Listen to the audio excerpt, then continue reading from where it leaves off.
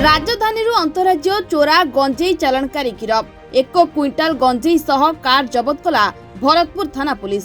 कंधमालू एक कार रे 1 क्विंटाल गंजेई जाउथिबा सूचना पाइथिला भरतपुर पुलिस। तेबे कार को स्टूडियो छकरे जगी रहिथिबा बेले पुलिस को देखि सेठारु द्रुत गति रे चली जिबाकू चेष्टा करथिले गंजेई चोरा चालाणकारी दल। हेले पुलिस सेमानकू गोड़ेई गोड़ेई धरिबारे सक्षम होइतिला। धरा पड़िथिबा 3 जनक मध्यरु जनक घर मुर्शिदाबाद और अन्य 2 जनक घर अनुगुल रे बोली पुलिस सूचना दैछि। तेबे एमानक निकटरू 35,000 टंका और 3टी मोबाइल जब्त करा जाइछि।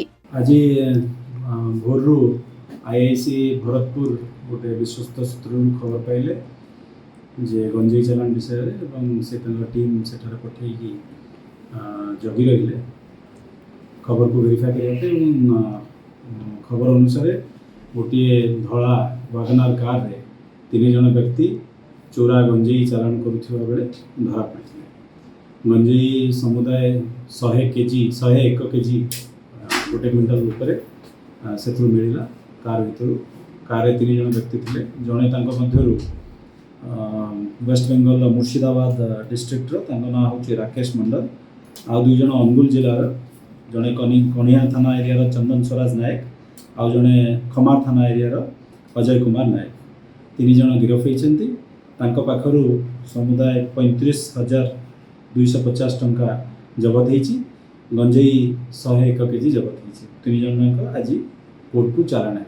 मध्य जड़े मुर्शिदाबाद लोक अच्छा से मुर्शिदाबाद ही नहीं जाते एमाने रनर बोली कहते एमाने नहीं मुर्शिदाबाद रे बिकते तो तांकर ऑलरेडी आगुरु तांकर सहित डील होता से अनुसार से गंजेई नहीं सेठी डिस्पोजल करते।